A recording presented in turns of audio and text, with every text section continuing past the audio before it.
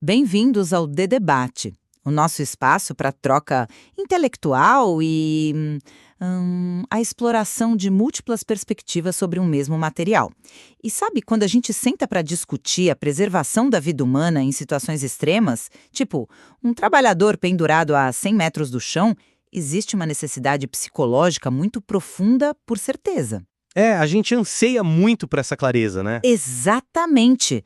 A gente vê aqueles pilares maciços de concreto de uma ponte suspensa e o nosso cérebro relaxa, a gente confia. Porque a matemática ali parece inquestionável, sólida. A gente espera que a segurança seja algo totalmente binário. Ou o equipamento te segura ou não segura. No papel, essa promessa tem que ser cristalina. Com certeza. A gente quer muito acreditar que, sabe, uma equação escrita num quadro branco de laboratório cria uma espécie de campo de força invisível ao redor desse trabalhador. Um escudo teórico perfeito. Isso. Mas aí você sai do ar-condicionado do laboratório e entra numa plataforma de petróleo no meio do oceano. Ou num canteiro de obra sendo varrido por vento e chuva. E, de repente, aquela ilusão de controle absoluto começa a balançar. A realidade bate a porta. E bate forte. Aquele cabo de aço que a gente acha inabalável, na verdade é um material físico apanhando o tempo todo da natureza e da entropia. Pois é.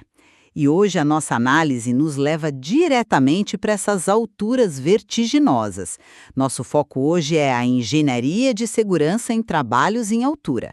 Nós vamos mergulhar nos conceitos de ciências aplicadas à segurança do trabalho 2, dissecando aqueles sistemas de proteção contra quedas, as famosas linhas de vida. Um assunto onde a margem para erro é literalmente zero. Exato. Nós vamos entender como elas são calculadas e o que realmente define se elas salvam uma vida ou falham no pior momento possível. E a nossa divergência central hoje é fascinante. Muito. Ela gira em torno de uma pergunta bem direta, sabe? A segurança desse trabalhador é garantida primordialmente pelo rigor inflexível dos cálculos matemáticos teóricos ou pelas realidades físicas e dinâmicas ambientais brutas que vivem testando e destruindo esses mesmos cálculos. E para deixar claro onde nos posicionamos, o meu ponto aqui como anfitriã é que as bases matemáticas, e aqui eu falo especificamente da carga de ruptura mínima e do fator de segurança, são a espinha dorsal indispensável de tudo isso. Elas absorvem as incertezas. E eu vou defender que a realidade física do espaço e dos materiais, como a física da corrosão e a zona de queda livre, prova que os modelos matemáticos têm limitações perigosas. Eles não garantem a vida sozinhos. Então vamos começar estabelecendo esses alicerces teóricos. Porque, olha, para mim, a segurança não é um acidente de percurso. Ela começa muito antes de o trabalhador sequer vestir o cinto. Começa na prancheta, né? Exato. Começa lá no laboratório com a carga de ruptura mínima, a CRM. O material que a gente está analisando é muito claro sobre isso. A CRM não é um palpite, é a carga máxima teórica que um cabo suporta antes de se romper. Determinada por aqueles testes destrutivos. Sim, uma máquina puxa o cabo até ele arrebentar. É um dado empírico nu e cru. Ela dá ao engenheiro uma âncora objetiva para começar a trabalhar. É um dado empírico sim, mas veja bem, para aquele momento exato, sob condições totalmente perfeitas de laboratório, o valor que sai da máquina de tração num ambiente controlado. Sim, mas é exatamente a partir dessa âncora que a gente aplica o que eu considero a grande sacada da engenharia de segurança, que é o fator de segurança, o famoso FS. Eu olho para o FS e vejo a solução matemática perfeita para o caos do mundo real. Solução perfeita é um termo forte, hein? Mas repara no exemplo do texto. Se a gente calcula que o impacto de uma queda vai gerar uma força de, digamos, 1.000 kg-força, a gente aplica um fator de segurança de 2, vai lá e seleciona um sistema que suporte no mínimo 2.000 kg-força. A gente dobra a exigência. Dobra, triplica dependendo do caso. Esse multiplicador não é um chute, ele é um escudo desenhado sob medida, intencionalmente criado para engolir essas incertezas que você mencionou. Desgaste, erros de instalação. Tudo isso, até a corrosão, tudo já está precificado e neutralizado pelo fator de segurança. A matemática cria uma gordura tão grande que o rompimento se torna, assim, estatisticamente improvável.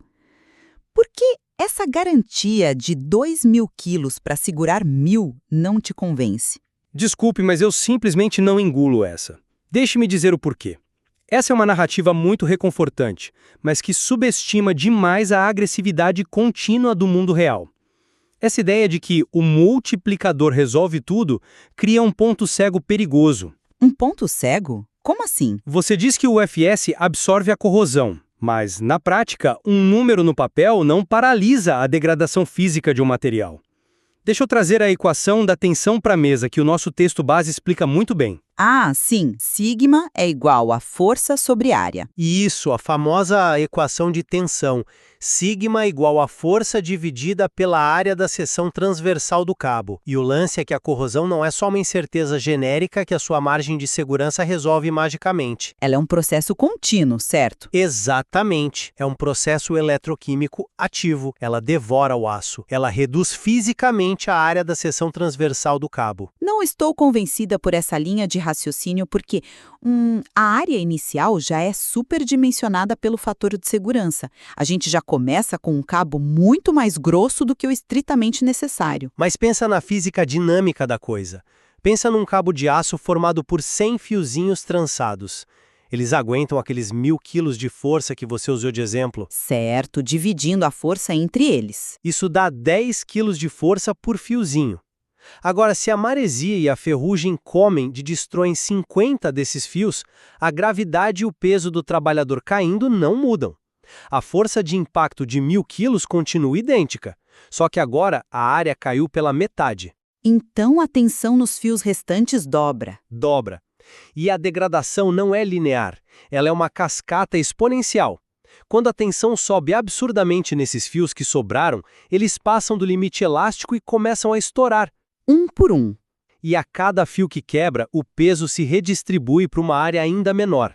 A tensão dispara mais rápido.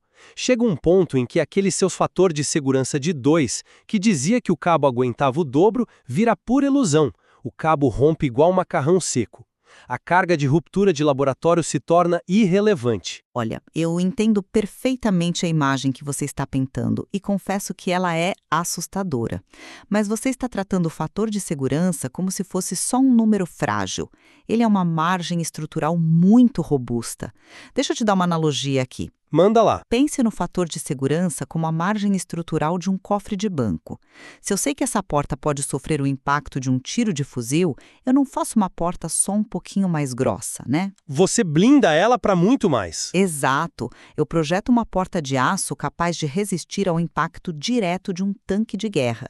O ambiente externo pode até atacar essa porta. Ela pode sofrer arranhões, pegar uma ferrugem superficial com o tempo, o que reduziria microscopicamente a tal área da sua equação. Certo, mas Mas a margem de um tiro de fuzil para um tanque de guerra é tão colossal que o rompimento estrutural não vai acontecer.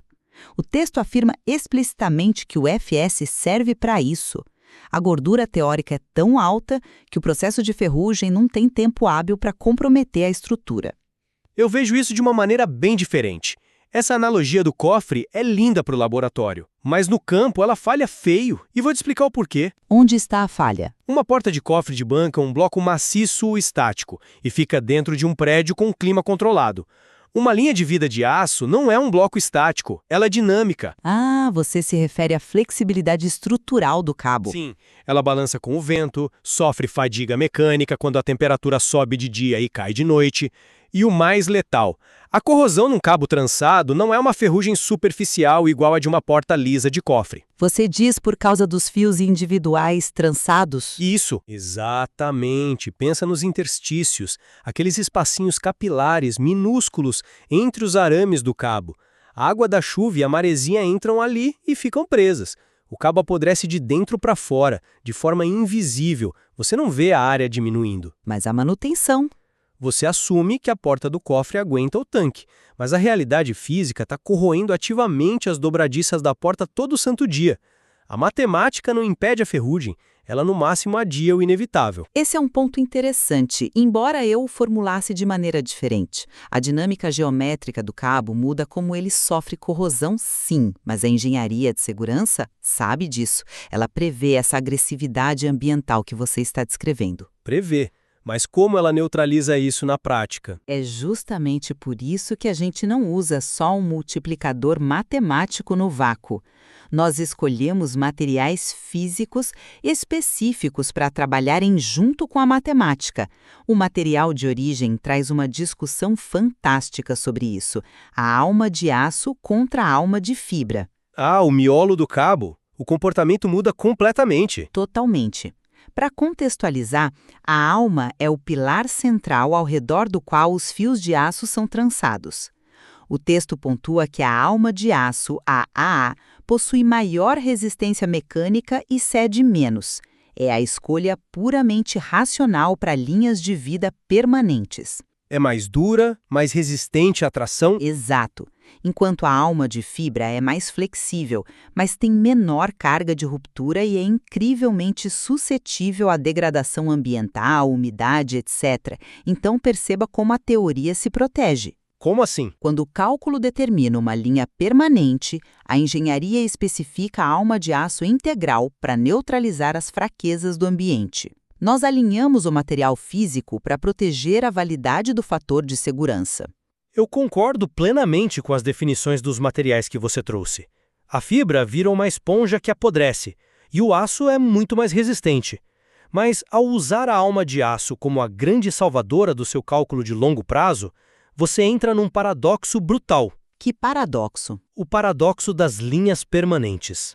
Você instala uma linha com alma de aço para ser permanente. E o que permanente significa na prática?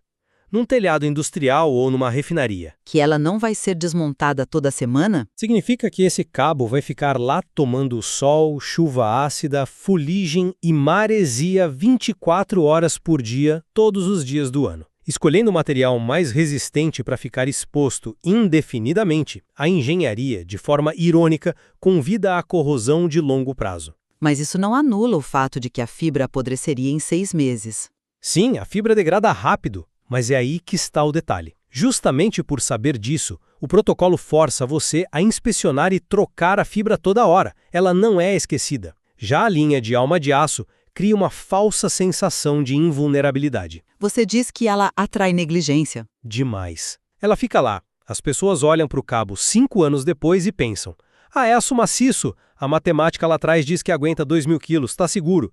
Mas o ambiente corroeu a seção transversal. E aí, voltamos à equação da tensão. O material durão atrai o esquecimento, a área diminui e o fator de segurança desaparece. Entendo por que você pensa assim, mas deixe-me dar uma perspectiva diferente.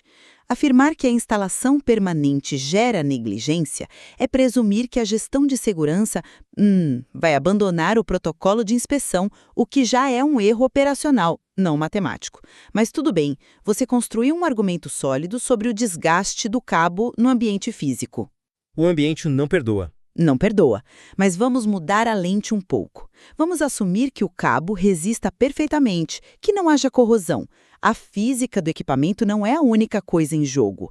Como você lida com a trajetória da queda do trabalhador no espaço físico? Excelente ponto. Isso nos joga para uma nova limitação prática das suas fórmulas. E eu introduzo aqui o conceito absoluto de limite físico, a zona de queda livre, a famosa ZQL. Que é basicamente o espaço vazio abaixo de quem está pendurado. Exatamente. Aqui, o espaço físico tridimensional simplesmente sobrepõe qualquer argumento focado na resistência mecânica. O texto define a ZQL de forma bem direta. É a distância vertical mínima entre o ponto de ancoragem e o chão, ou qualquer obstáculo sólido embaixo. Para garantir que o cara não bata no solo. Perfeito. Você precisa dessa distância para que o sistema consiga frear o corpo antes do impacto. Porque pensa no terror da realidade física.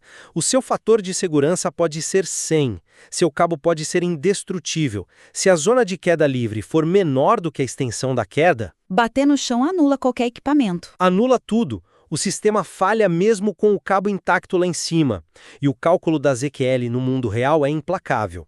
Você precisa somar o comprimento original do talabarte, né, a corda que liga o cinto ao cabo principal. Sim, Depois, você tem que somar a extensão do absorvedor de energia. aquele pacote de fita costurada que vai rasgando ponto a ponto. E isso, rasgando para frear o impacto no corpo. Você soma isso, soma a altura do trabalhador e mais uma margem de folga até o solo. É o espaço físico puro ditando as regras. A gravidade não liga para a carga de ruptura do seu laboratório se o chão estiver perto demais. Olha, eu concordo que é um cenário aterrorizante se isso for ignorado, mas eu vejo isso por um ângulo quase oposto e vou usar a sua própria explicação da ZQL contra você. Opa, tenta a sorte. Você usou a ZQL como se fosse a cartada final do mundo real vencendo a matemática teórica. Mas o que você acabou de listar? Soma o talabarte, soma a extensão do absorvedor, soma a altura do cara. O que é isso se não a mais pura matemática espacial? É uma tentativa de prever as medidas físicas. Exatamente. É uma equação geométrica rigorosa. Para mim, isso só corou o meu ponto. A necessidade de calcular o AZQL não invalida a abordagem matemática. Pelo contrário, ela prova que pegar essas variáveis espaciais físicas e transformá-las em uma equação é a única forma de garantir a vida. Mas as variáveis... Nós pegamos 1,5 metro de talabarte, 1 metro de absorvedor rasgando, a altura do cara, e resolvemos isso numa planilha antes do trabalhador subir na estrutura.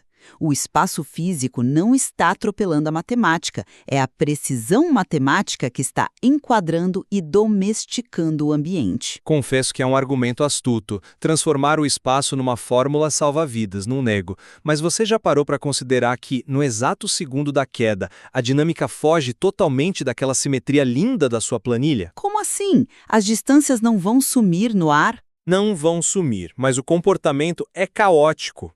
O seu modelo de laboratório assume que o absorvedor de energia vai abrir retinho, certinho, igual num teste controlado. Mas e na realidade? O cara não cai feito um pino de boliche.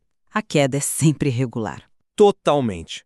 Ele escorrega, cai de lado, bate numa viga e entra no efeito pêndulo, balançando.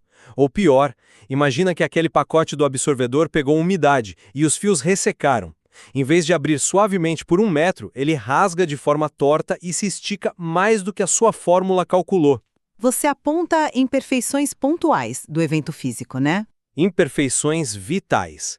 A sua precisão de ZQL confia que o corpo humano e os tecidos do equipamento vão se comportar como engrenagens de um relógio. Mas o ambiente físico, o espaço caótico, sempre tenta achar uma brecha nessa equação teórica. Eu compreendo as limitações que você coloca. O mundo real não é um laboratório esterilizado. E é exatamente por lidar com esse caos violento que a engenharia de segurança se baseia em uma arquitetura de camadas. Camadas matemáticas. Sim, nós não temos uma fórmula só. Nós temos a carga de ruptura mínima para saber onde está o chão teórico, aplicamos um fator de segurança massivo para domar essa incerteza de impacto, escolhemos materiais rígidos como a alma de aço para suportar o ambiente e calculamos a ZQL no detalhe espacial. É uma sinergia de previsibilidade matemática para domar o caos. É uma estrutura conceitual de defesas sucessivas, eu admito que é elegante, e eu entendo por que os engenheiros se fiam nela. Mas, para mim, o nosso debate deixa uma constatação incontornável. A segurança real exige vigilância constante sobre as realidades físicas. Porque a equação no papel não sofre corrosão. Exatamente. O papel aceita tudo. As fórmulas não sangram, quem sangra é o trabalhador.